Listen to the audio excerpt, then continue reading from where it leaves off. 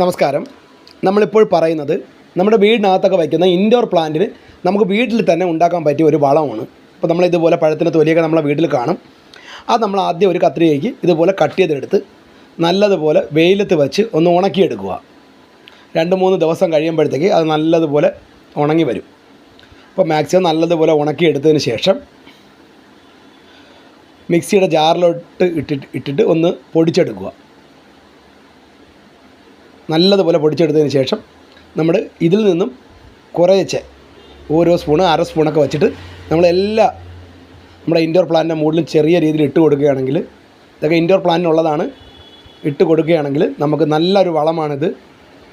അപ്പോൾ എല്ലാവരും ശ്രമിച്ച് നോക്കുക. നമ്മളെ വീട്ടിലുള്ള വളം തന്നെയാണ്, ഇൻഡോർ പ്ലാന്റിന് ബെസ്റ്റ് വളമാണ്.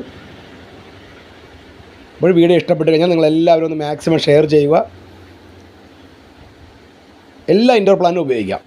പഴത്തൊലി ഉണക്കി പൊടിച്ച് നമുക്ക് എല്ലാ ഇൻഡോർ പ്ലാന്റും ഉപയോഗിക്കുകയാണെങ്കിൽ ഇതുപോലുള്ള എല്ലാ പ്ലാന്റിനും നമ്മൾ ഈ വീഡിയോ കാണിക്കുന്ന എല്ലാ പ്ലാന്റിനും ഉപയോഗിക്കാം. അപ്പോൾ എല്ലാവരും ഒന്ന് മാക്സിമം ഒന്ന് ഷെയർ ചെയ്യുക.